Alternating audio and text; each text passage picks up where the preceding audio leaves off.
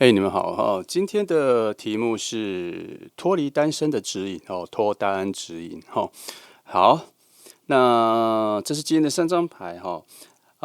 给你一点时间做选择，然后提醒一下哈，在不同影片里面如果相同讯息出现的话，请你留意一下。好，来给你一点时间选牌。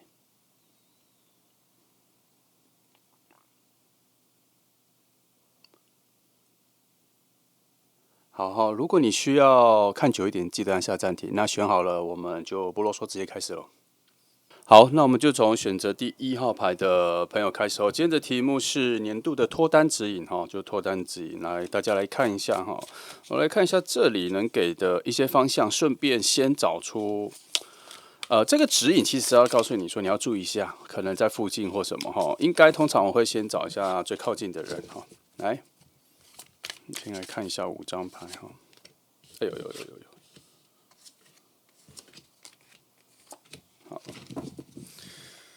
既然这张先翻了，我们就来啊。虽然以顺序来说，这里太早揭晓有一点点。好，来，在这个位置的话，确实是有一些新的能量、新的桃花的唤醒啦。哦，所以这个位置出来的话，我觉得方向是比较明确的。等下我们再来帮你看一下那个方向哈。它所谓的方向比较明确，是应该已经有感受到跟你的能量有连接、比较强而有力的人了啦哈。因为它这里有一个全新的初始。哦，在虚空的环境里面的初始能量已经被唤醒起来，然后他醒来之后呢，确实是有一个方向，他想要去了，他不会停在原地，他想要去，只是因为他这里要到这里，这样子一直走到这个位置，他会有一段比较长的路。可是这张牌出来的时候，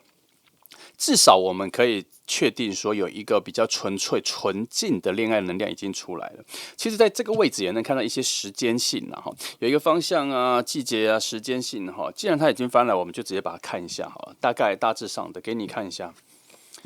我看一下，好，看一下这些，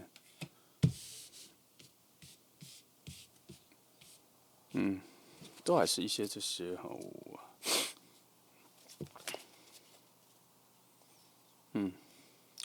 好了，它其实很简略的，大概我仔细看一下这个位置哈，可能你要就夏季前后了哈。简单来讲，大概有这个方向的能量会比较强。那我会觉得你们之间有一个很强的火能量被唤醒了啦。也就是说，你们一开始遇到的时候，我觉得会有比较明确的感觉，个性上应该会有比较能量爆发的感觉。所谓能量，就是说你们第一次遇到的时候，那个爱情的瞬间啊，会很快就凸显出来。它不是水能量，它不是土能量，这种比较封闭小的，不太会展现出来的。你们好像遇到彼此的时候，讲最单纯就是有一见钟情的感觉啦。那它会奔放出来吗？它会表达出来吗？这里的讯息是会的，也就是说，他遇到你，第一次看到你遇到你的时候，他会有明确的表达他对你的喜欢啊，他不会先跟你做朋友，他不会慢慢的跟你比较熟之后，才慢慢的有点类似我们平常在说的，就是会进入告白这个。我觉得你今年可能，你这阵子，我不要讲今年了，就是以现在来讲的那个脱单的指引来说，可能半年内遇到的时候，就会有非常明确的表达出喜欢了。好，这是大方向的。那我们再看一下这里，因为它等一下还会对这里有些联动了哈。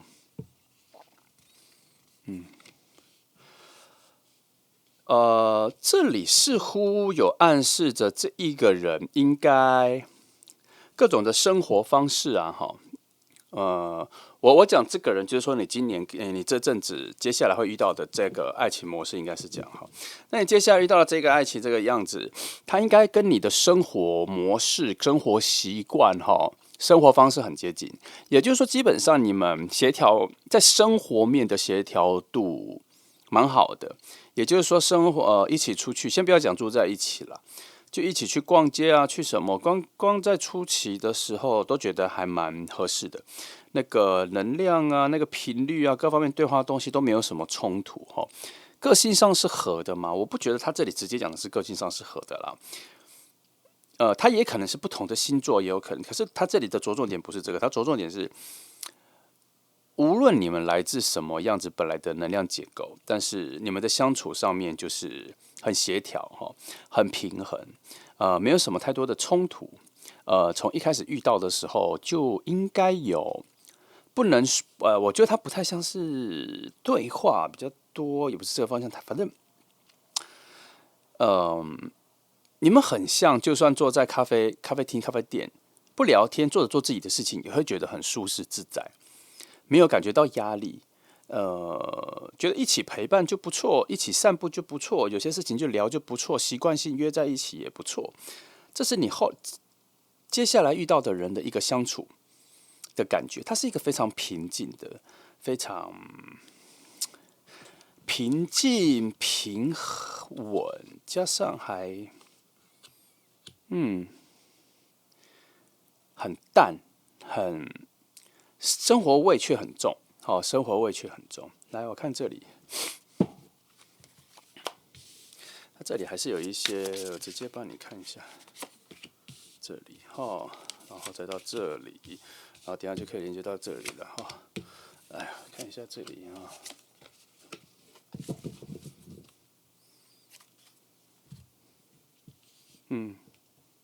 的确哈，你们彼此，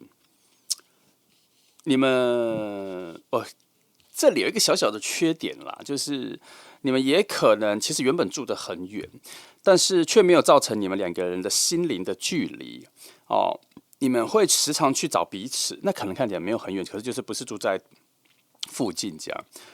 但这一个远有一点点，还是需要花时间去见面呐。有一可能是不同城市这样，但是因为你们彼此的生活感跟依赖感，好像从第一次见面的时候就已经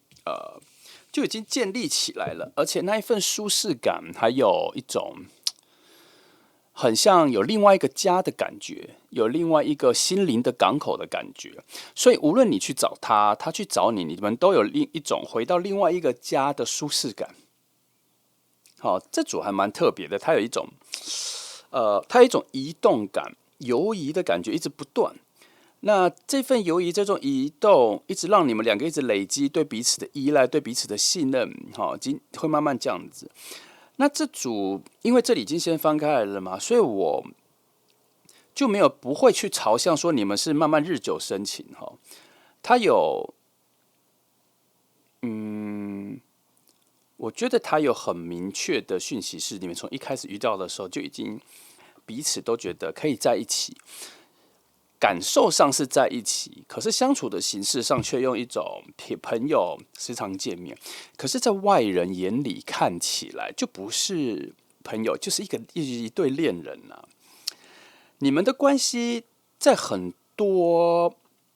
时间点里是可以确定的，但是你们没有觉得要去确定什么才能确定什么，你懂我这句话意思吗？动作上不需要一定要去确定什么，这份关系才被确定下来。哦，那一份舒适感在今年，它变得比较像是一个比较宽广的爱情模式，心里已经认定爱情存在，可是又没有要去确定爱情的这个约束力跟约束行动，在你们的内心去推动你们一定要去确定什么这样子。所以在这一份摆动里面，也可以跟朋友说没有啊，我们就只是朋友。光是这份回答也是毫无压力的舒适感，而且两个人还会心一笑的觉得这就是你们。哦，这里有一个非常缓的、很暖的一种默契在你们里面啦。那，等一下我看一下哈，因为这组牌这里哈，这应该是这是，等一下我这里我翻一下，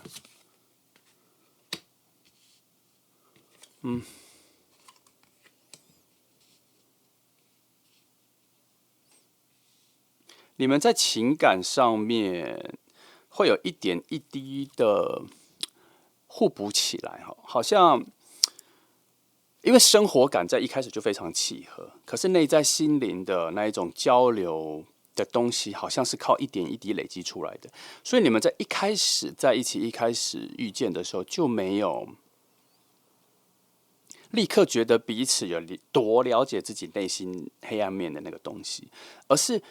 一开始就觉得这个人好像可以时常见面，也可以慢慢的聊天，也因为慢慢的聊天，让节奏慢慢的往前，所以也就慢慢的发现说，你们心灵上有非常好的互补，有一点一滴互补起来。什么叫做互补？就是你们应该是不同的故事结构，过往的爱情啊或家人，你们的故事结构不太一样，有可能有一个人是家族很大什么兄弟姐妹都在一起啊四代同堂三代同堂，家族很完整。那另外一个人可能就是家人很早就都不在身边了他自己一个人生活很久这样。可是你们两个相遇的时候是没有这些东西作为枷锁或是影响了。你们有自己的生活方式，自己独立出来的自己的生活方式，然后相处在一起都非常合适。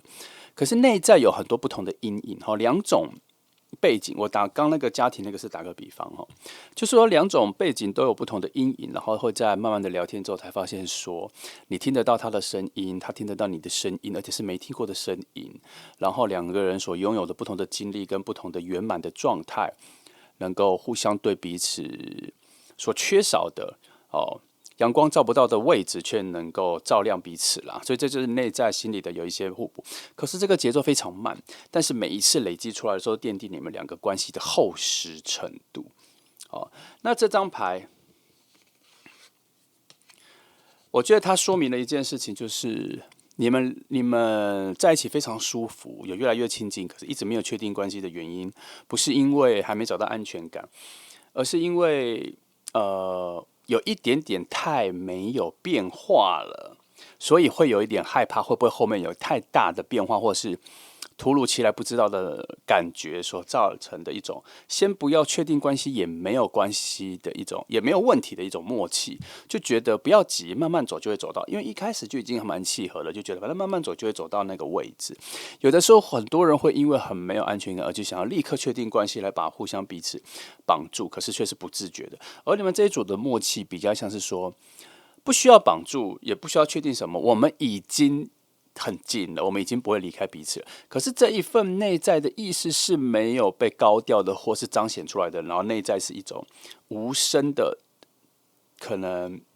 打了一个小勾勾这样子，觉得 OK， 我明白。只是啦，照这里这样子走的一个顺序，我觉得它终究还是会让你们沟通到这一件事情，但是节奏就是不快。这里跟这里走起来，这些，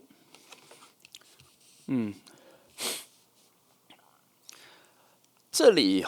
整个连续下来都还是有一个续集，叫做会慢慢的才掏心掏肺啦。一点一滴的把自己内在的东西才慢慢的掏出来，慢慢的拿出来了，真的没有那么快而且你们有一个东西是超前的，就是你们相处起来、生活在一起、走在一起、一起去旅游这种，已经很像是住在一起非常久的老夫老妻或这样子。你们的生活的默契各方面很像，这是你接下来遇到的。这一个人会给你的这个感觉，那也可是从这里也可以看出一点，就是因为这种感觉，它有一点超越，它有一点超脱了一些过程，就是朋友、恋爱，然后恋爱初始的感觉，才会到一种生活上的平静，它有这样子连续。可是你们在一开始的时候，好像就直接已经接到后面了，所以再让你们往前倒回来，又有一种不顺，所以他这边的水能量才会说，没有关系，就不急，再慢慢的把那一个好像要一个爱情的流程，我们再慢慢的把它填补回来就好了这组就是有这个很奇怪的，也不能说很奇怪的状况啊，就是有一种很另类的默契，在你们遇到的时候就存在了。而且中间充满了高度的、很强悍的信任感，有点像是两个人一起买了一块农地，可是买农地前却没有跟彼此约好说要在上面耕种什么，但是就觉得反正买了农地就知道要种什么了。然后两个人一起去农地施了肥，撒了种子，种了东西，也不询问对方说你种了什么，彼此东西会不会互相影响。然后在这种对未来的不确定感中，却找到一种幸福，却找到一种游乐的感觉。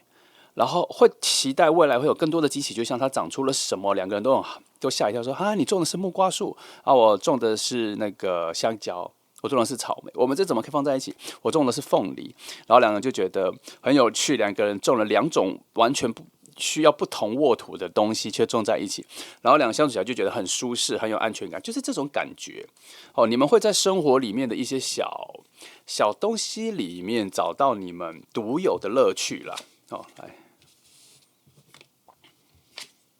希望你可以理解这个很特殊的状况哈。好，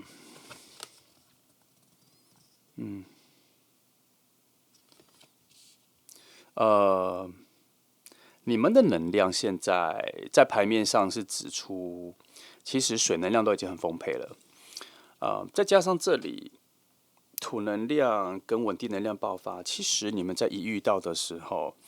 应该有一种想恋爱、想在一起的话，不需要说出来，然后就觉得，你们的关系应该已经从认识开始就已经像恋爱了这样。应该还是会确定关系，会讲，可能是到了某一个端点，谁生日了，或是有个节日了，两种情人节，或是进入了圣诞节，它会有一种时间端点去提示你们一起去度过，然后就自然而然的在度过的瞬间就在一起，因为你们会用恋人的方式在一起，这样，所以选择1号牌的朋友，我觉得这一个脱单的时刻出现的时候，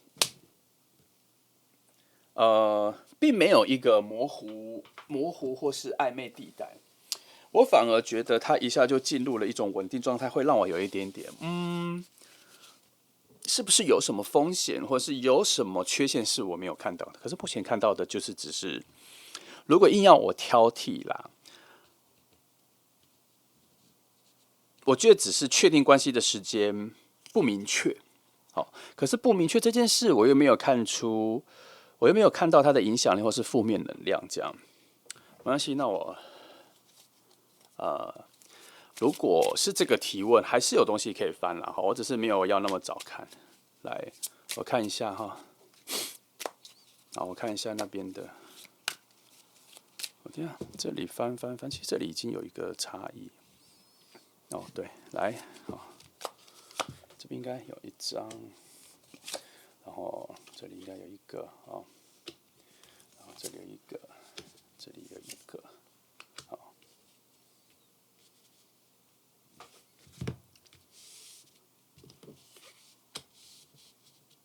我看一下。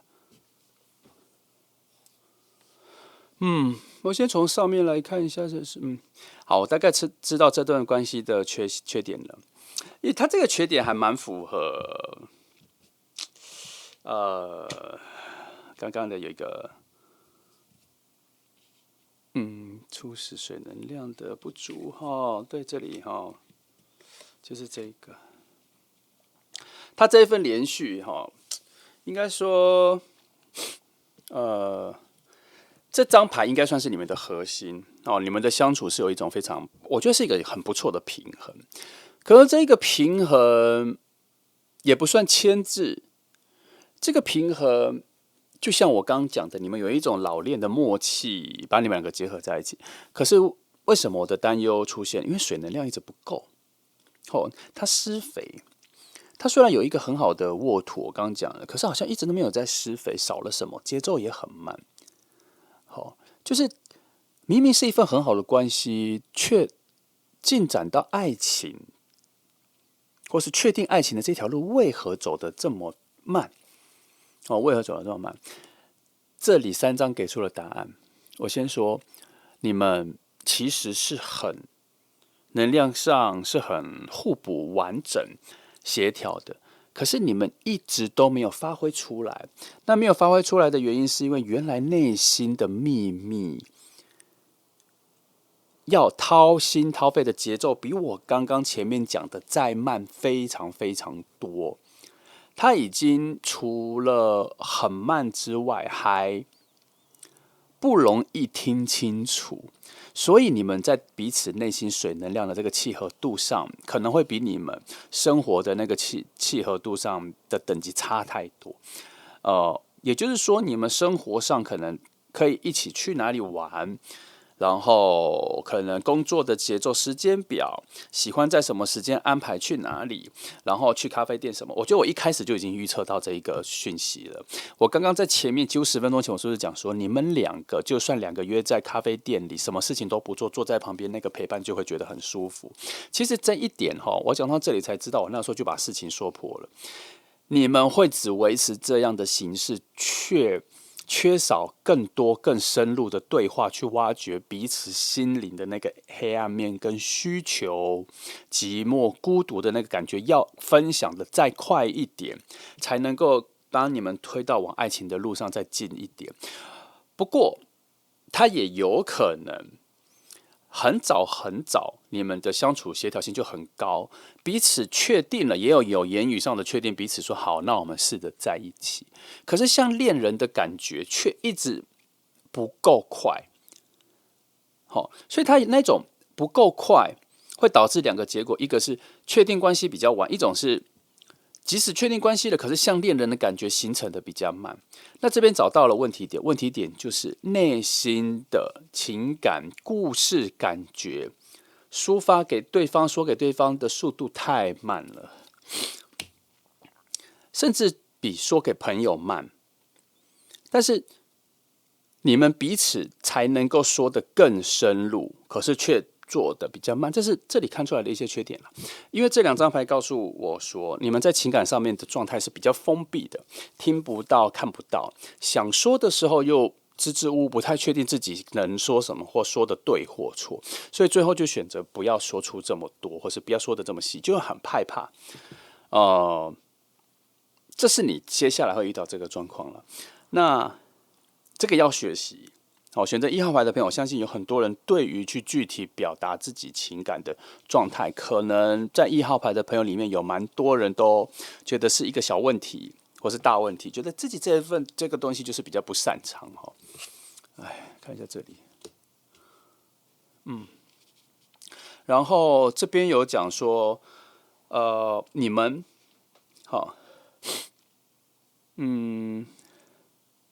虽然今天的题目是脱单指引，考上好像已经找到新恋人的方向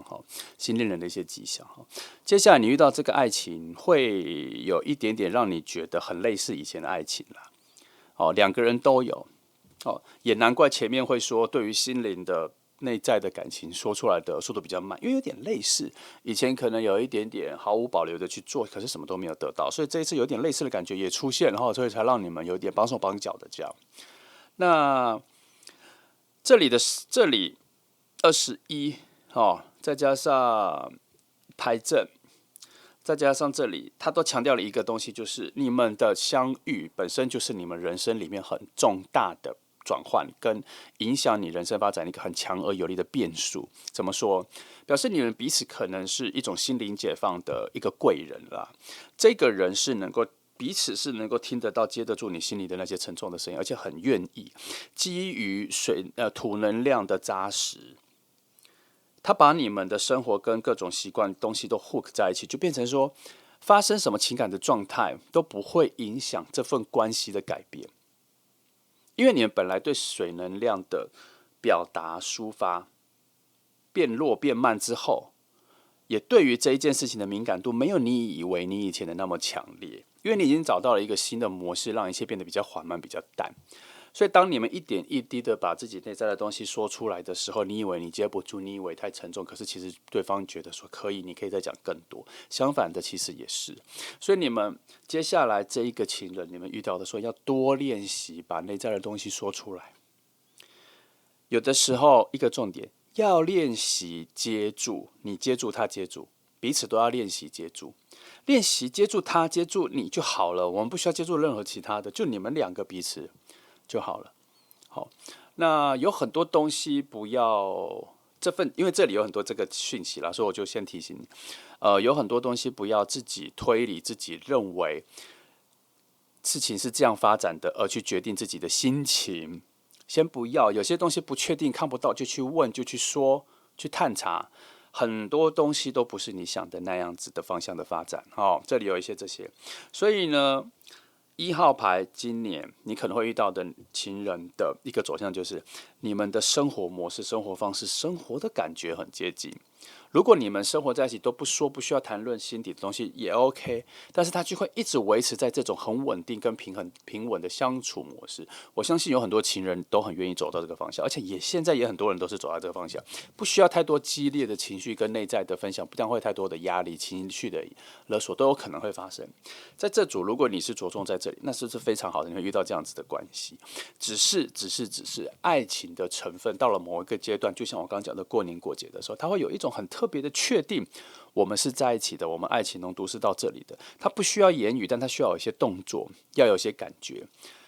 那这边的提醒是，这件事情要做到多让人感动，多让人印象深刻，多让人觉得你们很亲密，终究还是要谈到一些内心的东西，自己人生过往失去的东西。我要讲的是，不是要你们谈论前任或是以前的爱情，不是，你只要去表达出你内心的某种寂寞跟需求，或是某种难过，可以借由别的东西、别人的故事去讲。譬如别的朋友的爱情故事，失恋了或者失去什么，然后你可以跟他讲说，这个感觉我感同身受，我以前也有类似的感觉，可是我已经恢复过来了，只是我不太想说这件事情或什么时候，你就点到为止，或是旁敲侧击的提示说你也有类似的经验，你也会低潮或什么这样。那你们彼此的语言可能会淡化，会非常淡，会很轻的去对话说，我了解，你可以有什么，以后有什么，你可以直接跟我说，我可以听。就大概到这里，你们两个人的关系就已经会有所突破了，不用真的一定要去说到什么，而是这个情感内心的空间要让出来，让对方知道说，我有预留这个空间，可以听，可以聆听，我也很愿意聆听。彼此有开始做这个动作的时候，那一个水能量的依附性，就像你们两个是很强韧的土能量，可以在一起生活这样。可是中间可能一些黏胶啊，或什么把你们黏死在一起的水能量一直没有弄出来。可是到了这个时候，有留出这个空间之后，你们两个人的这一种水土的能量连接在一起比较丰富，它就会变成什么？它就是变成可以种东西的一个农地土壤，有浇水、有好的土壤。那你们在上面种任何不搭嘎的、需要酸性的土啊、碱性的土的，都可以拿来这边种，因为你们开始有一种心灵上的默契，生活上的默契都有了。那在接下来火能量、风能量再出来的时候，对未来的向往，对于未来有很多难以预测的变化性的时候，你们两个都能够站在一起，一起面对，因为你们内在已经有彼此的空间留在一起，非常有弹性，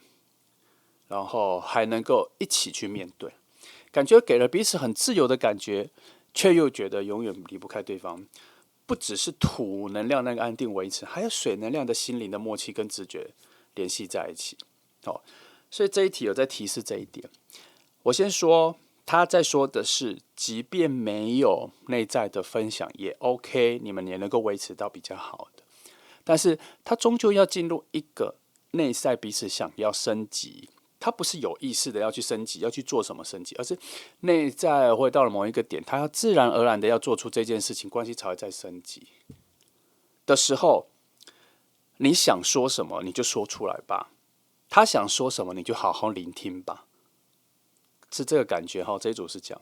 那基于今天的题目，也就是说，今年你应该会遇到像这样子的感觉的人会出现，那他的节奏比较慢，进展到爱情的节奏比较慢。但是不否认，有可能一开始一遇到的时候，两个人默契就很高，像我前面讲的，就觉得是在一起的状况，也有可能啊。只是它就是内心那个水能量的出现节奏很慢，因为它最初始的水能量就只有在最原点出来，而不是有些能量一出来就是澎湃的。好，那回到这一点，在你们两个相遇之前，其实你们的水能量是满意的，是装满的。那为何在相遇的时候连接在一起，所拿出来的水能量却是一滴，就是说你们一桶水啦。如果你以水能量的容量来说，就是你们彼此在遇到前的时候，内在的那个情感丰沛程度是一桶水啦。结果你们两个相遇的时候，明明很多东西都很契合，可是却拿提出彼此情感的那个度量衡，却用一个小汤匙一瓢一瓢的拿出来而已。这就是你们的状况，就会很慢，不代表没有。那适合快速宣泄吗？适合快速付出吗？这边又没有给予必须这么做的答案或指示。也许他就是觉得就是要慢慢的才比较适合你们啊。好，这里所传达的结构讯息就是这样子。有些东西有些模式并不是一套模式适合一套爱情模式适合所有人。你遇到不同的人的时候，就会有不同的模式，因为你遇到不同的人，是内在的心境跟感受会改变。你无法只拿出一种自己的样子去面对所有人。听一下我这个造句哈，你无法拿出自己的一种模式去面对所有人，那就表示你内在有很多种模式，会适合不同的人。好，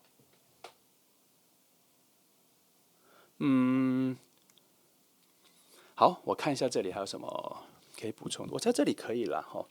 那好，我这边翻4个动物牌，给你一点提醒哈，给你一些提示哈。本来一般都翻3个啦，我翻4个看看。哦，一下掉3个了，那就这3个我再抽1张。好，我看一下哈。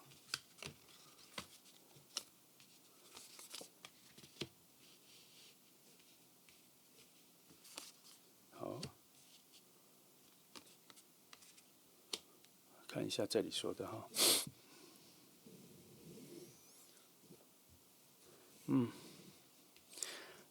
你们两个的关系，你今年一直习惯着自己的自由比较重要哈，不需要遇到任何喜欢的人就去迁就，这一点很重要。因为你如果更展现你自己个人独自，你自己一个人独活也很快乐的那个讯息出来，其实能够展现更好的魅力哈。那这里还有一些就是说，你可能会遇到一些人际关系、朋友上面的一些转变跟动荡，不用害怕哈。其实那个只是一种转换了，新的能量的转换。人际关系或是遇到，反正我觉得是人跟人的关系会有一些转换了，那个只是能量的转换。好，它这个能量转换就表示说有点打掉重来，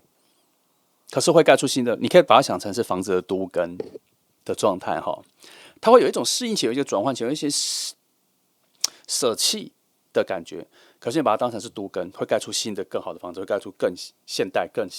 符合你现在状况的一个能量了。好，所以不需要太紧张，就好好的面对跟接受一下就可以了。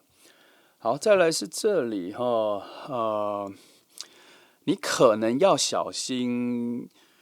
会有一些表象非常吸引人的爱情会出现。这个时候你要确定一下自己的需求，好，不要投入的太快。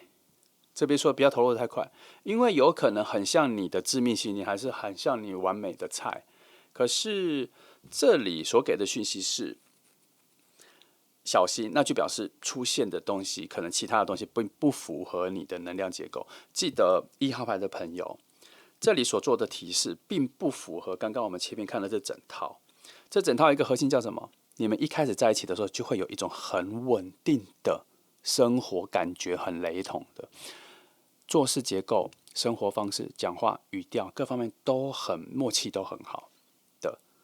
不用你去追求，大家不用互相追来追去的，没有谁比较强比较弱的。但这里出现的这一个致命吸引力的感觉是，好像你要花费很大的心力才能够追求他的，那这个就要小心了。好，这可能会出现的一个，我觉得这算是一个考验啦。那再加上这章跟这章都在提示一件事，就是你要认真的展现你的能力，而且是不依赖他人的、自己的、独断的、忠于自己本质的想法的。这2章都有在说这件事情。这2个，其实啦，我认为这4张牌分了2个部分，一个你个人很强悍，不需要依赖别人。而这2个在告诉你说，你可能会被人际关系绑架，你可能会遇到会被拖着走、拉着你走、牵引你走的爱情。可是不要忘了，你才是最重要的，才是最可贵的，而且你有这个能力去排除这里。我觉得这4张牌在讲这个，今年你可能要注意一下这个感觉。我觉得它算是一个在提示你，你之前为别人太多了，然后怕失去而又付出太多的这个举动，在这一次看完牌之后就要有所修正，因为你可能忘记自己有多好了。这里在讲这个。好，那我们这边抽3张来看一下，接下来你会遇到的爱情的能量的特色大概有哪3个点？好，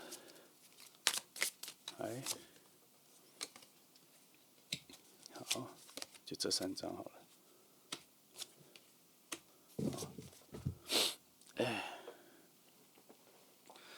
这3张，这个是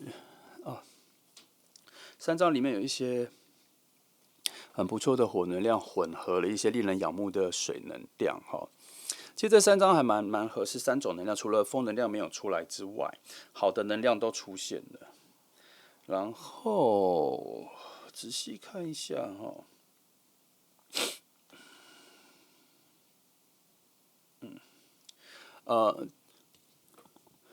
你应该会遇到很不错的、有智慧的人，会给你一些很重要的金玉良言，会改变你很强的观点，并没有说一定是在爱情里所以这一个将专出现跟你可能爱情关系的人，我觉得他在一开始最吸引你的地方是，他其实算是蛮有智慧的人，然后他给你的一些生活的指引啦。所以我觉得回到这牌组我有说你们一开始遇到说觉得这个人很适合一直聊天谈天，我觉得确实也有这个能量。他应该有一些很强而有力的智慧魅力吸引着你。那你们有做一些互动对谈，才会发现应该彼此都有这个能力啦。彼此给予自己一些不同的想象。不是说，我先说，不是说他很有智慧，你也有智慧，不一定是这样，是每个人所需求的智慧的方向跟角度不同。你需要他的，他需要你的。很多时候，你所展现的智慧，有的时候是你的作为，你的个人的特色，也算是某种智慧。你的做人处事，你怎么回应别人，这种也算是一种展现出来的智慧在这一次你们的相遇，这一个人的特色是在于他对于言语表达的那种智慧，可能会略胜你一筹，然后这一点会非常吸引你，就是了。那这个人除了很有智慧之外，他还属于一种很容易讲出一些鸡汤语言的人，在精神上、身心灵方面是非常容易疗愈别人的人，解决别人困难的人，是属于一种心灵导师的人啦。就是你好像丢给他任何情绪的问题、感受上问题，他都有很好的回答的这样子一个特色的。所以光从其中这2点就可以发现说，他应该算是一个脑子有蛮多东西的人好。然后这个人有一个很强的行动力他好像很喜欢去选择挑战，去挑战很多事情，去挑战一些运动，高空弹跳，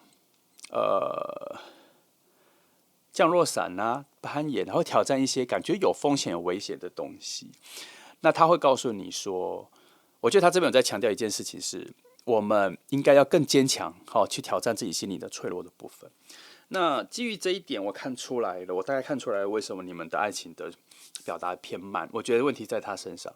他可能有一点点排斥内心的脆弱，所以他会在外物上才会想说，一开始就出现土能量这么强，他会在外物上、生活上展现非常强大的土能量，然后带你去复合着风能量去挑战很多东西。所以内心的东西在他那边的指引跟引导，还有他可能真的很会说话，很会牵引着你。然后你也觉得很舒适，所以你们确实是有很长的时间会避开讲心理脆弱的东西，难怪这边要做提醒。但是终究还是要说了哈。不过再讲一次，不说也没有关系。我这边看出来了，因为这个人带给你的往外的、往前的、往未来的丰富性也很强。所以你跟他在一起的时候，他可能告诉你说：“哎，我们改天去一个很特别的国家，好不好？我们来去学攀岩，好不好？我们来去学高空弹跳，好不好？还有我们来去学潜水，这样子有一点点风险，可是却收获非常大的事情会出现。然后他会告诉你说，无论是身体，也会在心灵上面做一个很大程度的成长，而这个成长的目标是让我们越来越坚强，越来越安定，这样子。那再回到这些综合起来，你要记得要在这里记得哦。”你有能力面对这一切，你本来就有，你不用都是跟随着他，你可以提出你的见解。那这个见解不是说去否定他，而是告诉他说我有更好的想法，或是你要以很真实的告诉他说我喜欢，我不喜欢。喜欢的时候是多喜欢，是怎样的喜欢；不喜欢的时候是觉得说我不喜欢这种恐惧或这种害怕的挑战，我有别的方式可以让我的心灵更坚固。这样子，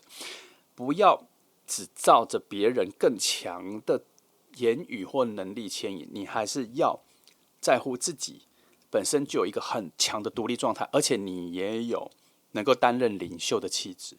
在这里再提醒这个，好，所以从这里大家可以看出来，你跟这个人算是一开始就说定了，你们是很强的图能量的抗衡状态，所以也难怪你们一开始进入一个稳定的状态。我以为一开始这个能量没有我想象中的那么大，可是后来翻出了这两组，我知道说，你们这个一开始就存在的抗衡状态，的确不会让你们进入爱情，因为它让你们两个的生活丰富度跟生活的感受更有趣，不需要立刻走到爱情才会确定这份关系的那个柔软度啊，那个变化度，那个丰富度不需要。好，好，我觉得这一组的顺序逻辑，我觉得都还蛮扎实的。那接下来这个爱情我觉得重点是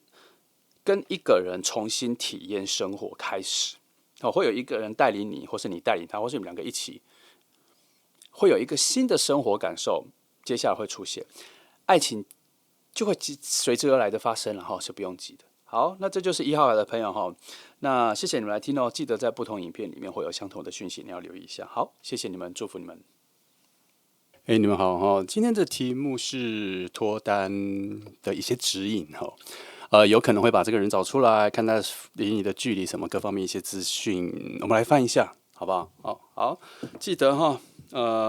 相同的讯息很有机会在不同的影片出现哈，你要留意起来。好，来，我们先翻一下5张牌哈。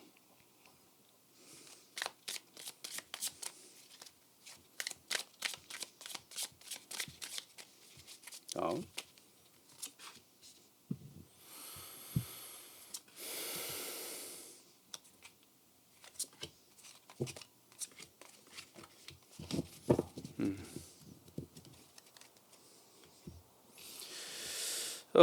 我看一下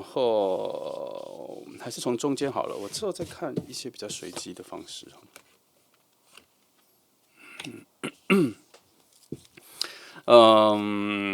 我必须说，他确实是，他有非常强的能量是往你这边来的哈。那可是我不确定他是不是笔直的往你这边来啦。他是不是笔直的往你这边来，还是？总之，我不确定他跟你有没有对齐往你这边来，但是他有一个。我说的他通常有时候包括一个能量了哈，他或是这个能量还没有找到配对的人之类的，反正有一个很好的能量往你这边走了，我们就把它先拟人化，确定他是这个人哈。那你们会在某一个端点会相遇，好，因为我们就当做他现在走来的这条路是这样宽广的啦哈。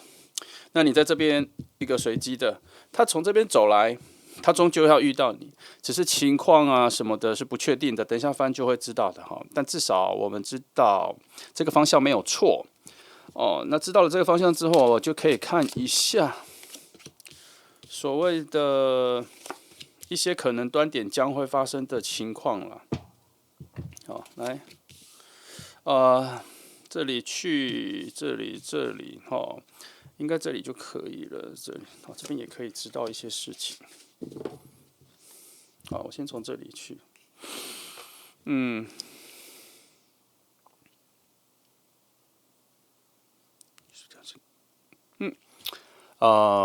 他有可能会在你工作上面帮上你。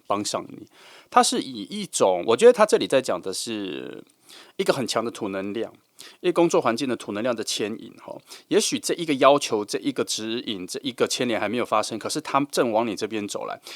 举例，就是说你现在的工作环境之中，可能会有某一个项目、某一个内容需要从来没有接触过的单位来做帮忙，所以你们会做联络，为什么？然后接触到，所以这两个不同的区域的人就会有所联系。那他就是拥有那一个你需要的能力的人。我觉得这里在讲的是这个，而且他能给你的东西还蛮大的。他不只是给你工作上，他还可以给你很多方向，他甚至是你的贵人，可以给你一些很多生活上的指引哦。然后从这一个端点开始之后呢，呃。你们之间会除了工作上面，会除了合作上面，会有一些更交谈，会比较像朋友的交谈的东西，会慢慢的跑出来。我觉得慢慢的跑出来是已经有点含蓄了啦。我觉得在你们第一次一讲话的时候，就会有某种交锋，水风能量的交锋，它会有一点点像是你在你们相遇的感觉，会有一点像是你没有带雨伞在外面走的时候，晴空万里就突然就下大雨的那种感觉，那是你们相遇的感觉。可是你不会讨厌，你只会觉得怎么会这样，然后会有很深的印象记下来。它也没有让你淋湿，但是它让你无法动弹。你必须面对这场雨，它也不会下很久，但是你会记得这场雨，在今天就会记得这场雨。你们两个相遇的时候，会有这样子的水风能量混在一起，所以你会对他有一个很奇妙的在意。他说的话，他做的事，他对你做的事，他对你做的帮忙，你都会多了一层感觉。这里会有这个状况发生。好，所以呢，它出现的时候，你很难忽略掉它，你不会忽略掉它，然后你又有一点点排斥它、回避它，这算是一种能量雷同时候的一种磁场相撞吧，哈。我们把它回到生活上最简单的了，就是说，有些人你感觉到他跟你的个性很雷同，你明明知道你跟他可以做好朋友，他喜欢的东西、他讨厌的东西都跟你相似，可是为什么你们就不能做朋友？你们常常在对话的时候，或是喜欢的东西，或是群体关系、朋友关系的时候，你们两个就是处于对峙的，很接近的时候，能量上、磁场上也是对峙的。可是明明有一些少数的时机，你们在对话的时候又觉得很合适，可是就是没办法变好朋友，没办法接近。你跟他初期会有这个状况，那还好，我这边有看到他那边有一个很强的要跟你认识、做朋友、聊天、了解你的欲望有出现，从那边有过来。你这边就算有一些相似，也是躲不掉的啦。哦，我觉得，这就是因为你们有一个很深沉的，不是沉重的，很深沉的土能量的连接，好像让你们绑住。无论你们之间有什么语言上的不合啊，或是有各种意见不同啊，然后这种的有一些小纷争啊，有一些想法不同，天南地北这样子。可是因为有很强的土能量把你们绑住之后，什么事情都会在这土能量之下是比较小的单位，所以会被化解，会被习惯，会成为一种你们的交流的方式。有些人的交流方式就是都是开玩笑，做朋友，去哪里都很开心。可是有些人交往方式就是都是斗嘴啊、小纷争啊，可是他们感情很好。哦，感情很好的定义并不是都只是开心的哦，有的时候互动的频率很高，也是一种感情很好的概念哈。只是你们是比较属于哪一种？那会不会破坏你们未来的发展？这边看起来，基于这张，好，基于这张。还有这里的水能量，哦，基本上再加上绕到这里，我觉得能量是稳定的。虽然有很多变化比较大的，所谓变化比较大的，就是说你们相处起来没有那么单纯啦。你们之间要共同的事情，要一起处理的事情是比较复杂的，所以你们的对谈各方面内容是比较复杂的，风能量是很乱的。好，但是我觉得大致上没有问题，因为土能量压得很重哦。好，这里的话我再看一下，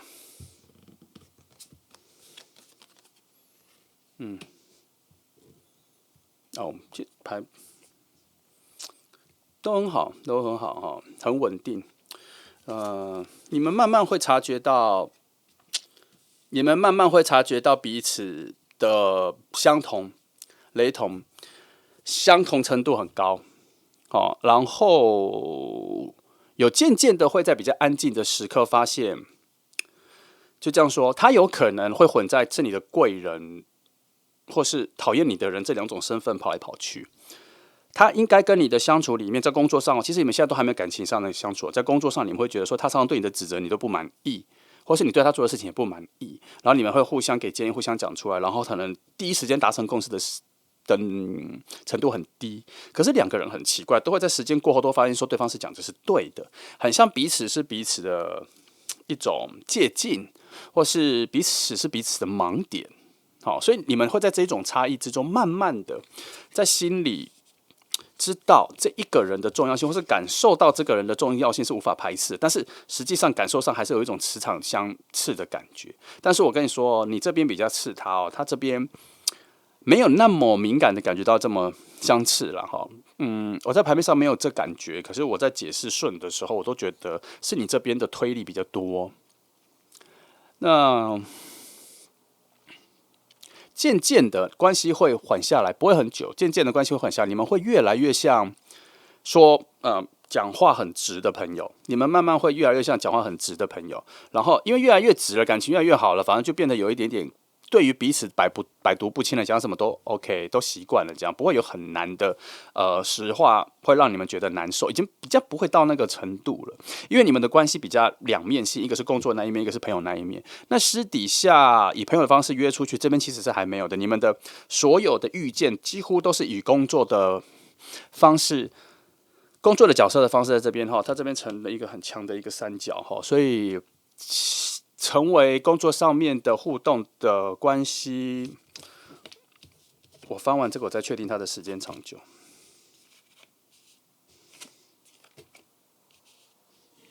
蛮久的，没有一些如果有更强的火能量啊或什么，蛮久的，因为整个旅程啦，整个旅程都是金币能量的拖延，金币能量的发展，而且是从头到尾都有哦。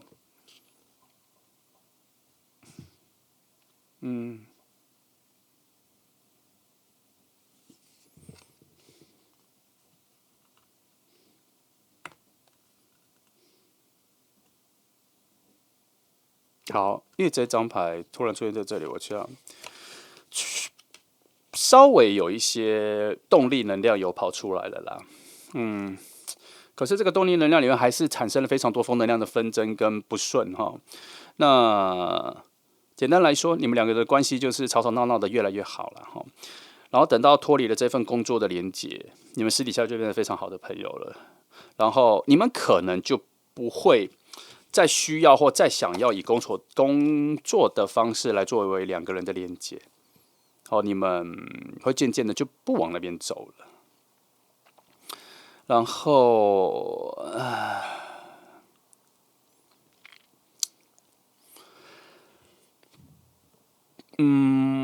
你们应该会有一个新的方向，不是工作的相处的模式。你们会一起去上什么课，或者是我觉得差不多到这里。我觉得这一个工作的状态一结束之后，一拉开之后，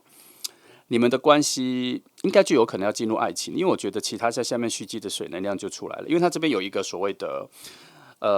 水能量，活水能量的转换变化中，是成为你们两个感情在晋升的一个桥梁啦。好，然后它会进入到你们关系的一个新的变局里面哈，因为这边环绕回来到这边再去又回来了到这里哈，就是说新关系会有一个新的转变哈。那你们会有点像恋人，有点像朋友，或是很像恋人的朋友，然后会在一起很久。就是说你们的感情跟做法跟相处的方式会很像恋人，可是你们两个却不会确定关系。这边有很多的很强的土能量，都只是确定了你们的关系的长久，并没有确定了你们是恋人关系的长久。因为我需要的水能量还是处在一种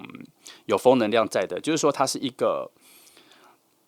在空中的水汽，它是很难稳定下来的，很难平静下来的。目前看起来，在你遇到它之后，到进入恋人前面会有很长一段时间，你们会以一种我觉得最好的状态是好朋友的关系，互相协力在生活中不断出现的这种关系会在一起很久。哦。那不是说没有可能变成恋人，因为毕竟今天我们的题目往那边走的话，它终究要变成恋人，只是它这个前面的时段是比较长的啦。哦，好，多长啊？我翻一下。这个先等一下，我先把这2张翻完。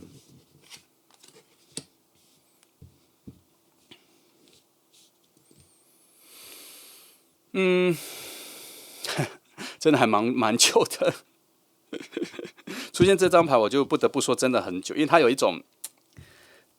天梯的感觉，就是说你在陆地上看到一个天梯以后要爬直线的爬的那种逃生梯，可是它是迁入到云端里，你不知道云端之后到底还要多长的爬，可是光你要爬到那个云云云朵那里就要非常久哈，它是有一个这样子的概念哈。所以前面真的还蛮久的，但是这份关系的展开前面都还不错哈。我觉得这个要持续到比较久之后，才有可能会变成恋人了哈。那这张牌底下说了一个很特别的东西，跟这里全部都相似。他说底下其实有一个东西正在冲刺，是关于你们的关系一个很强的能量，在要准备爆发，有点像是修火山，或是反正它就是一个那个岩浆已经准备要喷发了，可是因为它是一个休火山的状态，你很难确定它什么时候爆发。可是感受上里面就是有很多的岩浆或什么这样子，好，然后已经接近看是要活火山或什么，可是它就是没有一个浮动的感觉，它是一个稳定的状态。这边有在偷偷说这个，所以这边在说的是说，看似稳定的关系，看似朋友的关系的时候，会在某一些其他的特别的契机点爆发出来，就变成恋人也有可能哈。好，如果他这样子讲，那我们翻这张牌就可以看出它的可能性哈。我来看一下。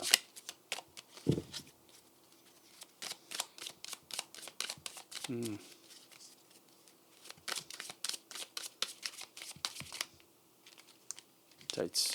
次，好。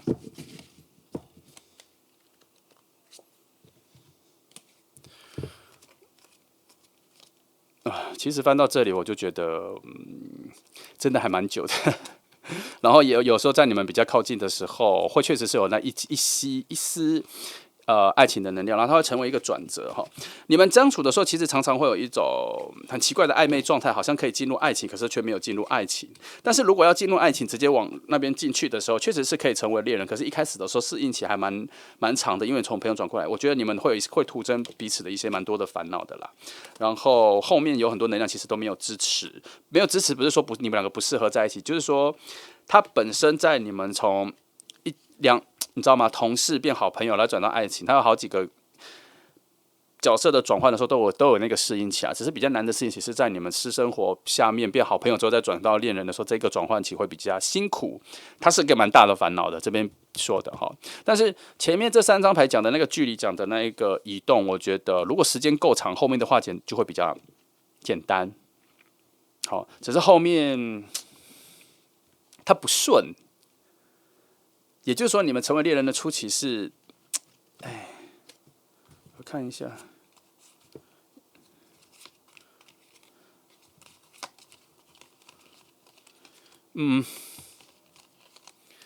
好，你们确实还是能保持高度的互相欣赏、互相喜欢，这个关系不会破灭。可是，你们还是会自然而然的从一种像恋人的关系回到朋友这样。也许初期会有一些火花的爆发，很像恋人的火花爆发，可是你们很快就会拉回朋友，然后就会也许吧，也许你们就在一起了，成为公开的恋人。可是你们的关系实际上还是像是最好的朋友。从一个延续下去的话，会这样子。但是后面开始出现了这个他经历过了金币5之后，后面出现了这2张牌。开始旁边的人会认同，开始你们彼此会认同彼此的角色在爱情上面然后中间正义牌也出现了。其实，经过了某些烦恼之后，你们找到了彼此相遇的答案了啦。然后有一些比较新生的牌，比较新鲜的牌，也就是说你们的关系会找到自己的出路了哈。所以才会说这段时间很远啦。因为他这里要这样子慢慢，这里是先从眼睛中已经看到这一条路是很远的，然后关系上、处理上、生活上很多事情也都是很远的。但现在好几个月，可能1年2年这样子，然后才会走到这里这样。所以呢，今天2号牌的朋友，我觉得我们找到了一个有可能成为恋人的关系。他虽然不会是近期就变成恋人的关系，可是他很有可能在你生命中的重要性是可以转换成恋人，可是它不是一定必然要转换成恋人的，因为这里啊，这里，他所谓的看到彼此的重要性的时候，中间也有一个概念是你们可能成为恋人，后来转换成家人，也有这样哦。所以2号牌的朋友，更多的概念比较像是说，也许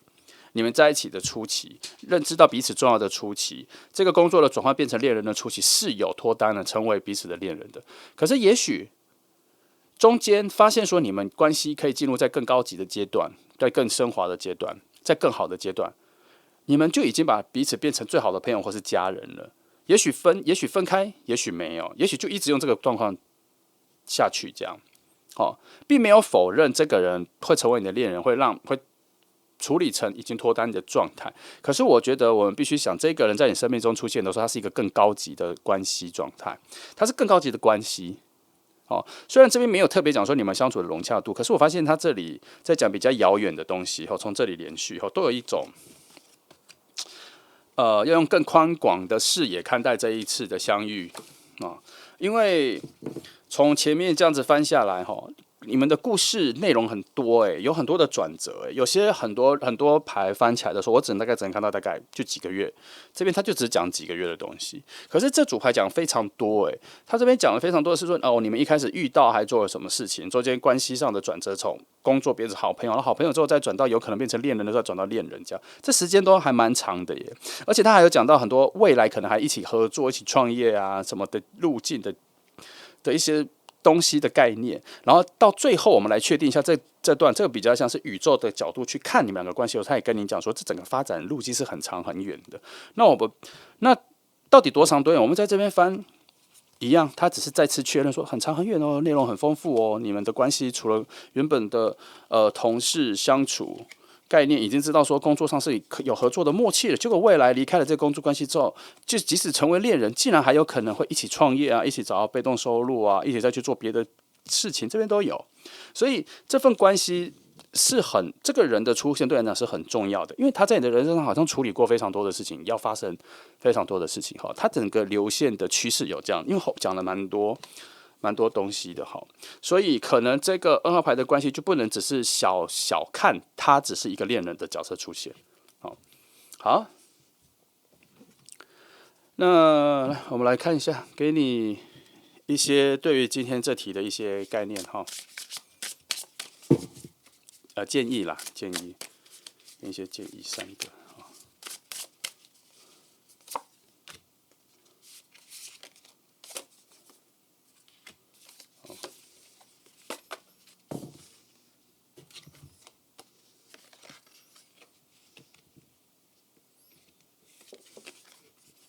好，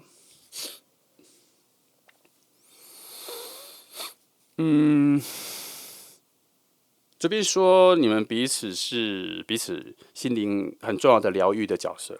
所以这个人出现之后，确实我觉得你们确实是复合型的恋人、soul mate、best friend 都有可能因为你们彼此对彼此的人生有很强的疗愈作用，可以依赖，可以依靠那你们的关系会一直常常出现在一些结束、重生、结束、重生、结束、重生。我觉得他这边真的是在讲说你们的关系会好几次的转换。那彼此甚至每一个阶段的成长，每一次的遇到都有一种很强的安全感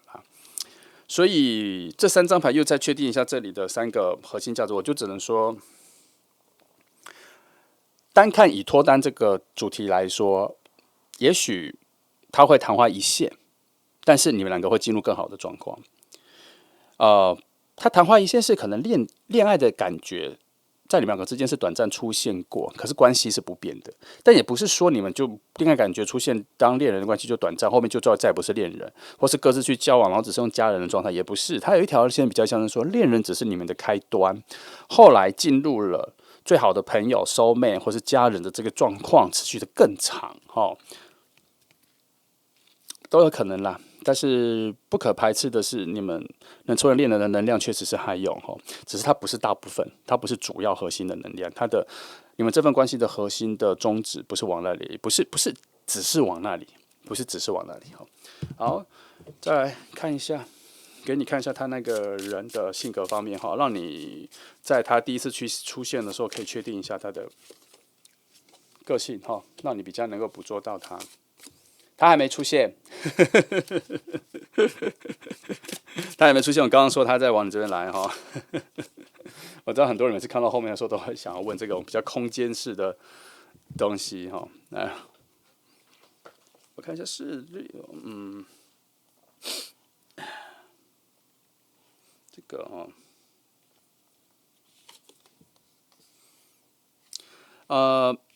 其实这个牌讲的是一种没什么性质变化的东西，它是一个比较中性的能量啦。所以我在讲，他讲的是说，就是在讲说你们的关系会有一种变化，比较上上下下变化的这样子啦，不强不弱，没有谁比较强，没有谁是什么特定的角色。好，那所以他出现的时候，你会发现说他是一个适应各种环境变化非常强的人，他很像变色龙，他很像软糖什么的，你会发现他是这样子的人。然后你从他的角度，你会发现说，这个人能够应付所有的事情，反映所有的事情，情绪却还是非常稳定的，因为他一直保持在一种中性的感觉。好，在各种能量出现的时候，他一直能够保持中性的感觉，他中立、中性、中间、灰色地带，中庸这种感觉，他的性格上会一直保持在这样。那你说他有没有其他尖锐的部分呢？他也许有，他情绪上也许有，但是他个人会觉得他自己内在的情感表达更重要，他要保持一种他自己内在情绪的稳定，所以。因为他觉得内在的情绪跟他的生命的价值很有关系，所以他任何情绪的表达出来，他都非常慎重。搞到最后，他找到的一个端点，可能就是保持中间那一个中的感觉，那是他觉得生命可能是他的理想状态吧。他对于生命的价值的最理想状态应该是这个吧。那然后这张牌他是一个观察力、洞察力很强的人，察言观色很强的人，甚至他能够推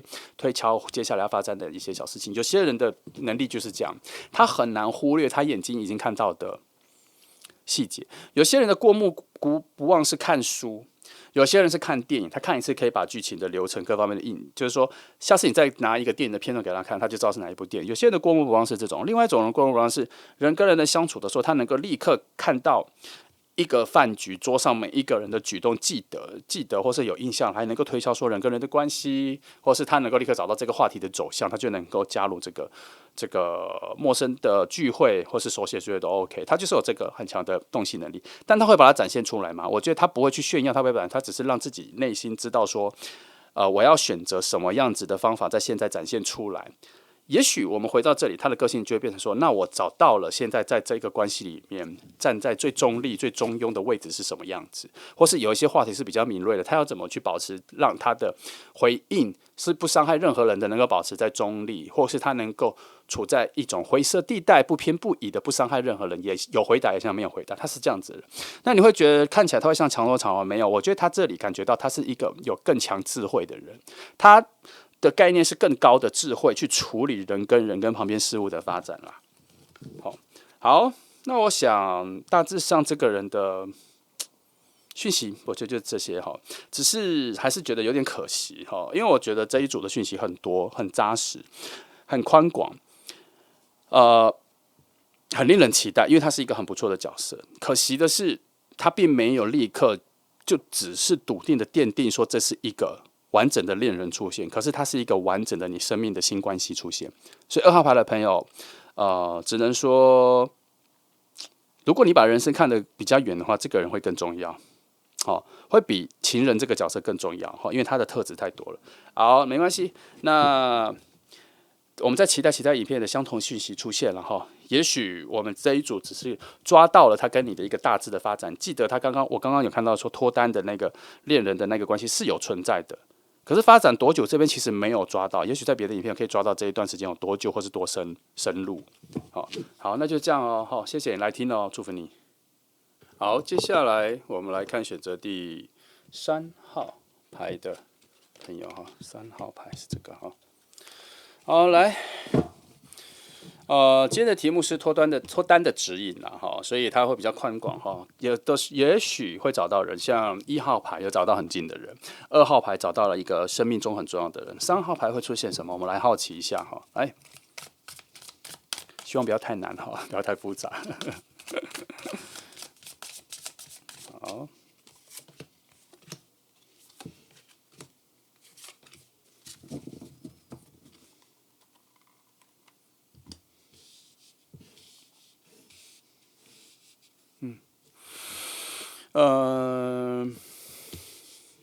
基于要寻找变化的话，我先往这个方向找。好，这边说你们的关系有可能性的往更好的家人关系发展，但是这个能量比较小，它并不是说一定会往家人方向发展，可是这一个成为很重要的家人的这个关系的能量很强，只是它强到你必须要花时间去挖掘，或是遇到他，巧遇他到他的时候，你才会感受到。那他这个位置，它有一个反面，它可以讲得到是阴影或是某种阻碍。如果以阴影方面来说的话，它可能会变成是你们两个关系所想要去极力争取的一种感觉，就是家人的感觉。那它成为阻碍的话，就是说你们两个关系有可能因为很多的时间或什么，也有可能是家人上的不认同。可是我觉得这个能量比较少，它比较多的比较像是说你们两个的时间跟你们相处的空间可能会被彼此的家人所占据。好，当然一开始就用比较乌鸦嘴或是比较差的概念去讲，我觉得还好啦，因为这个能量真的不强，后面会有很多更多的圆满的牌会补起来，所以我们只是有一点点像是说开头起的比较没那么乐观，但是一切的走向，我觉得更强的能量应该是走向。刚刚讲了这么多理由，我觉得当我讲到你们两个内心所真正渴望的是那一种安全家人的、很安全、很富足、很安定的家人的感觉，我觉得这个能量是最强的。也许你们已经有非常丰沛的家人的爱、支持，人数也很多，可是你们总有一种想要独立出来自己空间，在自己窝在自己的爱情的空间里面的这一个渴望，在你们两个彼此之间会出现。那以今天的题目脱单的计划。你很有可能跟你有这种相同想法的人会遇见。好，来，我们往这哦，还更多。好，我觉得你们遇到的时候有一点点太乐于为彼此付出哦。这个我觉得我要用确定的哈。好，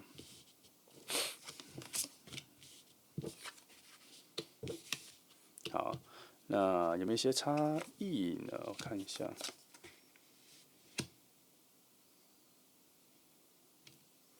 这里去。好，我先来看这一区哈。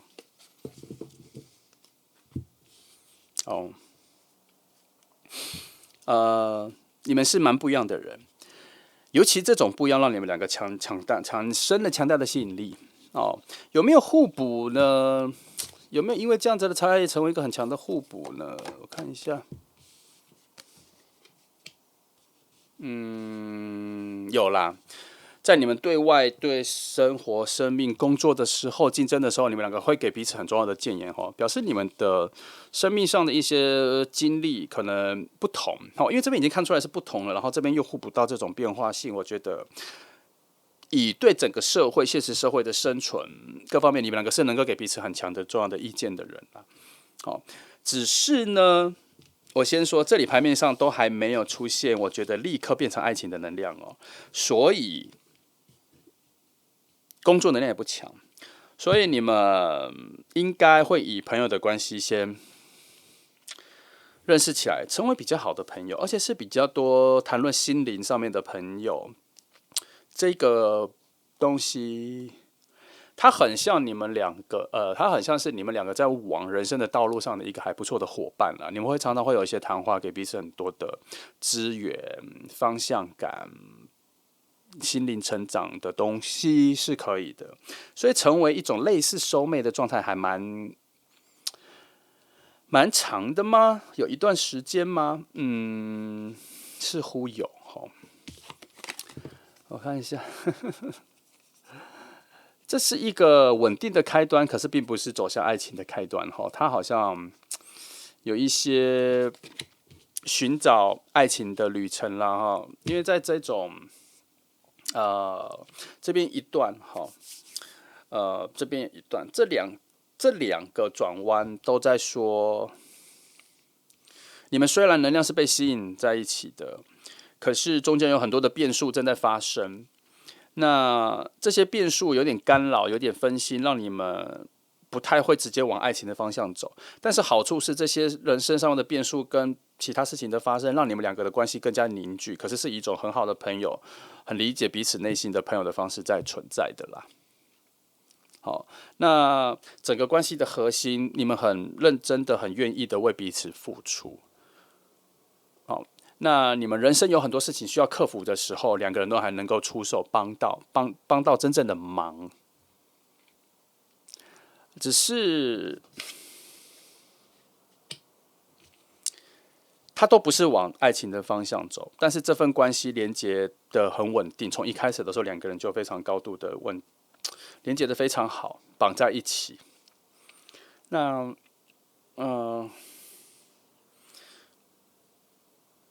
而且你们甚至有点忽略，真正要恋爱的人就是眼前的这个人，结果你们还有别的恋情会发生，然后你们还在彼此面前谈论了很多对爱情的感觉，然后他会经过好几个转换之后，好几个这种谈论之后，才发现说，原来彼此才是真正最适合恋爱的人。那所以今天3号牌的，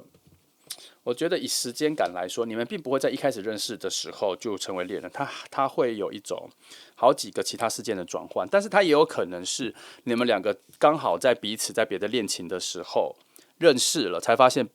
这样子的对比较之后，才发现彼此的重要性。这组啊比较难单刀直入的走入爱情了，但是他帮你们两个确定了一种很像家人又很像能讲最心底话的好朋友的这个关系有建立起来。那爱情的方向目前没有看到这个通道哈，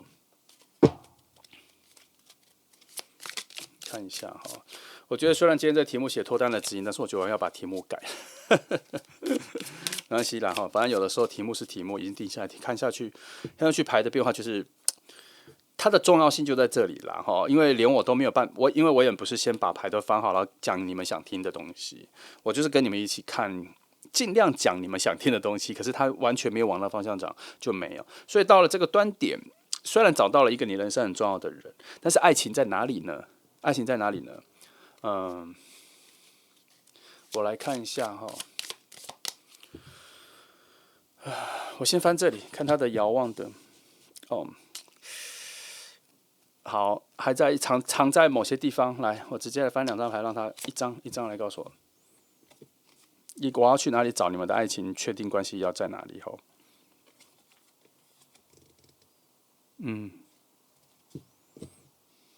在这个端点，然后我走这2个路。好，我来看一下他给的一些爱情的。你们只要一直加强彼此的互补性、差异性，强调出彼此的差异性之后，有越来越高度的互补性之后，就会朝爱情的方向走了。好，它会互补到会更像是组织成一个家庭，成为一个很稳定的家人这个状态。然后你们的生活中发生很多事情之后的比较，发现说你们在彼此身边的安定感最重。那个时候再进而自然而然的进入爱情就比较好。我觉得他在进入这样的爱情比较好。你们进入爱情的这个状况有一点难以预测啦，它是一个不稳定的状态。可是这里我得到了一个很特别的答案是，你们在进入爱情前的那一份关系，应该算是一种错觉啦。好，当你们发现你们的关系是在好朋友在soul mate讲很多东西的时候，当你发现说那是一个错觉，而引发出你们发现其实你们还是真正适合人的那一个端点的事件开始的时候，你们就能够找到前往爱情的路了啦。那这个出现前，其实我前面就已经有讲了，我前面是不是就已经讲了这个类似的东西了？只是这里在强调一件事情是说，那一份友好确实就是一份错觉啦，什么好朋友、熟妹，那都是一个错觉啦。真正的就是要直接变成恋人才对啦。可是这份错觉一直存在着，也没有不好，因为你们的关系本来就保持着恋人的状态，只是你们把它定义成是很近的朋友，然后看着彼此在别的爱情里面受伤，也为彼此难过，却没有意识到要把你们两个的这份感情转换成彼此的恋人，这是一个很奇妙的东西。再加上这里又是这个，我只能说，你们这份关系后面要转到恋人，要经历蛮多陪伴的转换，那个陪伴里面会有很多的转换，你们才会意识到这个人在你旁边的重要性。然后我觉得会用比较复合式的关系状态在一起，家人、好朋友、best friend， 然后恋人这样子。只是最终你们会觉得用恋人这个角度去把关系定下来，更舒服、更舒适。好像一种避风港，终于找到的那一个港口，或是庇护所的感觉。然后要用一种爱情的感觉定下来，你们的这一个内心最渴望的家庭安全感的关系，要从恋人的方式去从基础定下来，这样子。3号牌它不是讲到近期遇到的人，它真的是讲一个故事的发展。那可是这样子听，你会觉得说，在他成为你恋人之前，那其他遇到的爱情就都不算数了吗？我觉得他这个就变化非常多。所以通常这种会跑比较远的牌，我都会说这是创造一份很好的关系的牌。它其中会有恋人的角度或是恋人的机会，但没有一定要成为恋人。它有可能会变成说，你们在各种爱情里面碰碰撞撞之后，也许真的找到很好的人相处过之后，然后也跟别的人就进入了平淡之后，这个人还陪在你身边，最后你们就觉得我们以恋人的方式做开端，然后在一起，也有可能他就是拉得比较远啦。我觉得它增添了你对未来的一种安全感跟舒适的感觉啦。但是这个牌，我觉得不需要急于去把它找出来，然后奠定关系，因为它需要很长，我觉得它真的还蛮需要蛮长的时间去慢慢发展成恋人。不过它这个长跟远没有2号牌的远，在这个时间还再短了一点。短一点的感觉，有一点点像是可能经过了几个季节之后，就已经知道彼此应该要在一起了。那我只能说，这个人出现之后，就在你人生里面不太会离开太远啦。因为这边有一个东西说明了，这个人在你的人生旅途中是帮你找到你人生价值的一个很重要的出现。好，这件事情或许也比你们两个成为恋人重要很多。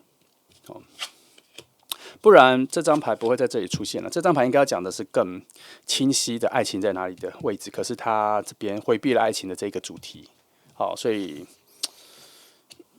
他为何要回避爱情的主题呢？所以要把它留心一下哈，他可能有更好的方向要走了。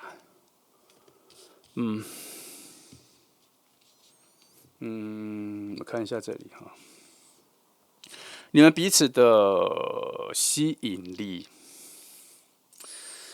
我觉得有更多的能量是在于整个人生里面的一个互助的概念了。它确实没有直接落在爱情里，到现在都还没有。爱情只是一个可能的选项。哇，今天3组牌2号、3号都还蛮像的。好，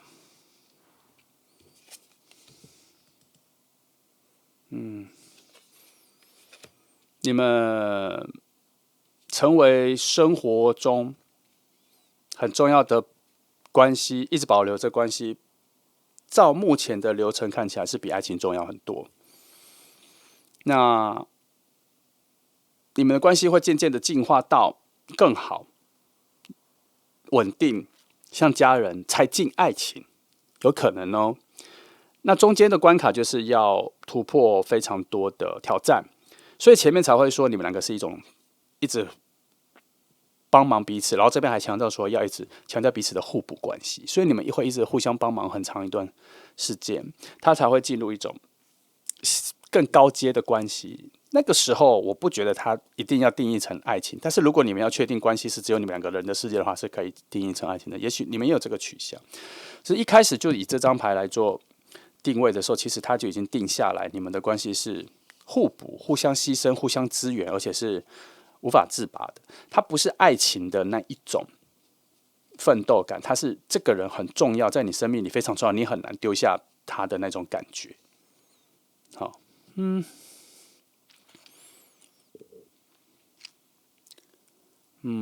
还不错啦哈，以一个寻找到一个非常好的关系，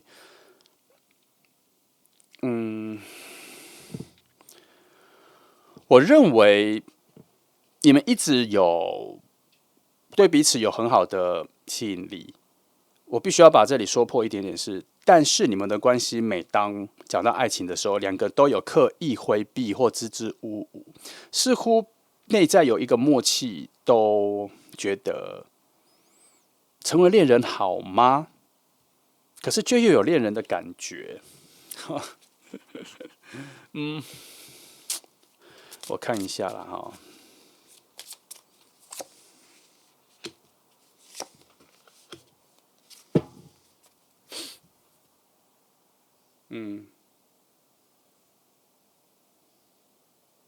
好吧，两张牌还是没有恋人，还是觉得你们在整个生命里是很重要的伙伴关系比较多。好，好，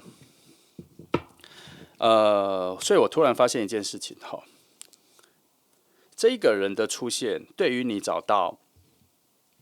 爱人、恋人，是否是一个正向的方向的发展？我来翻一下。好，因为其实我在看这张牌的时候，我有这组牌的时候，我有看到一种陪伴感很重啦，在两个人的本来的爱情里面的陪伴感很重啊，表示可能会有其他的爱情出现在彼此身边，在你们两个身边。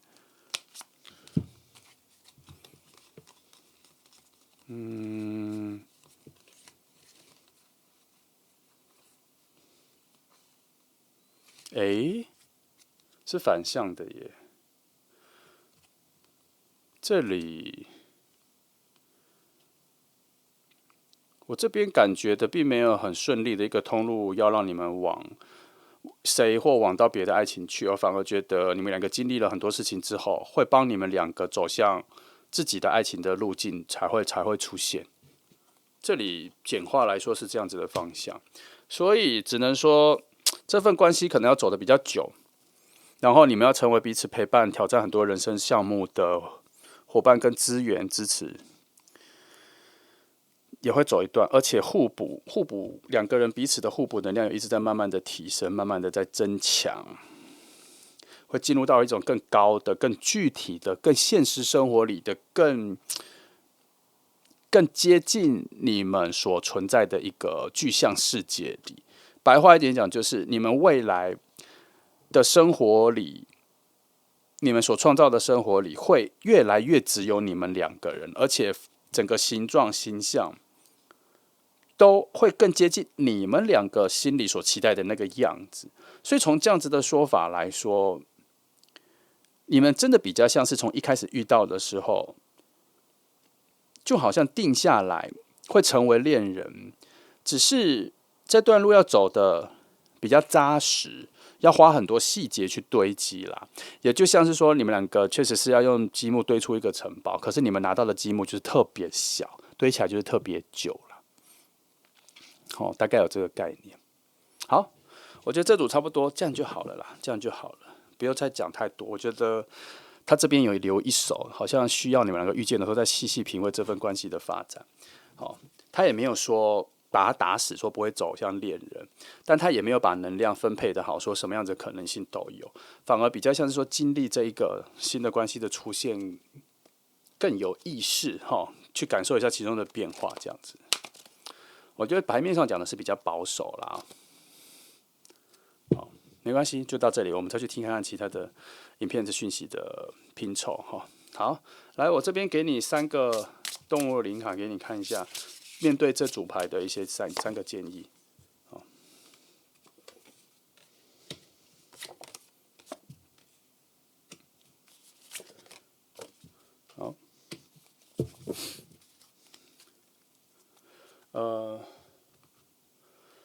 你们彼此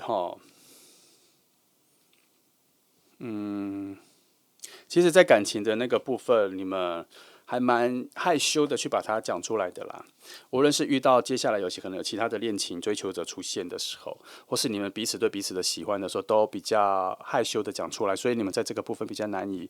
连接起来了。所以记得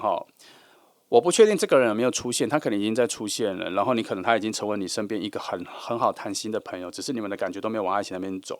那这边再提醒你内心的那一份喜欢跟感觉，还是要尽量说出来因为你可能两个人都有这个状况，所以达不到那一个连接。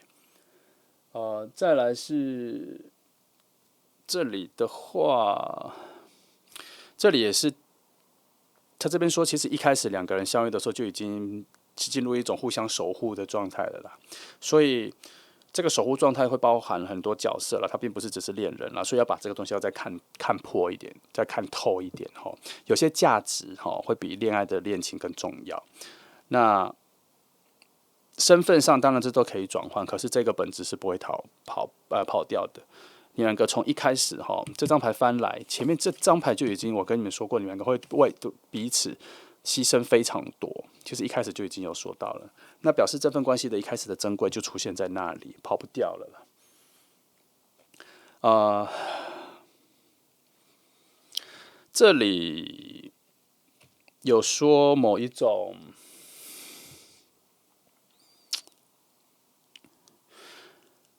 你们的关系有一个大转变的机会，这边有说。我刚刚在看前面的牌的时候，我就是跟你说，他好像没有把事情说死，对不对？可是他给的讯息也没有说为什么没有说死，又往什么方向走。那翻到这张牌，他也说有一个大转变的机会，所以是可以期待这份关系在某些事件直接跳跃成转化成恋人的机会有。他这里只点出这个讯息，那我们也不要完全不抱希望，就期待一下吧。期待一下。来，给我看一下这里。那如果他这里这样说的话，那似乎这一张世界牌，这张圣杯国王，再加上这张星星牌，它可能有另外一个深层的意思是，你们也许跟别的人没有创造出新的关系，可是在你们之间会进化到另外一个新的世界，而这个新的世界可能不是你们两个构筑出现的一个新世界，而是可能这边有一个大转变所创造来的一个新世界。那它的水能量很强，经过了这一个路口之后，水能量很强。刚刚确实也是有这一个只是方向被限制住了。那如果是这样子指引的话，确实是有一个机会直接转换成恋人的那个走向有，只是这一个题目旁边牌都没有任何资源，可能要另外再重翻一整组牌才会知道它的走向是哪里了。但那就从别的影片再看看了哈。那这组牌就讲到这个点就好了。好，再来。给你3张牌来洞悉一下这个人的基本的个性让你在他出现的时候，你可以对照一下，看看是不是就是他来，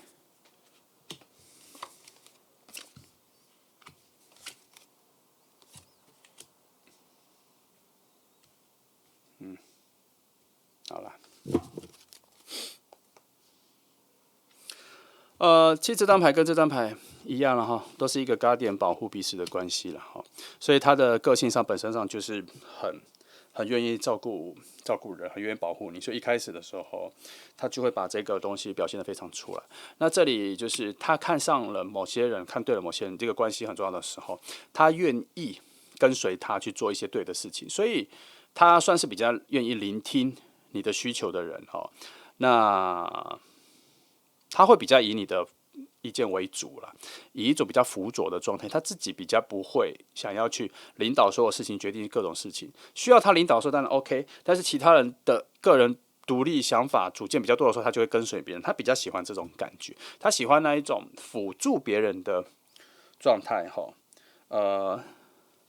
然后他其实是一个很在意所有的回忆的人，所以你跟他这样处下去的时候，你发现他很喜欢拍照，很喜欢记录，留很多东西来让他不会忘记现在发生的重要的事情啦。所以他交过的朋友、遇到过的感情各方面，他都不太容易立刻割舍啦。他重视的是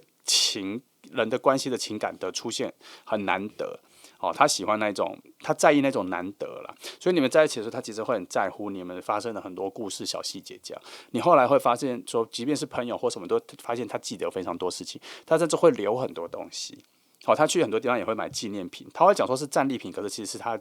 的那一个回忆的记忆点。他会喜欢买这些东西，看起来像收集，可是是在提醒他说他的人生并没有白过。哦，他是这样子个性的人。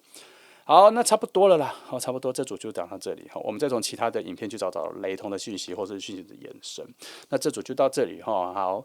谢谢你来听哦，祝福你。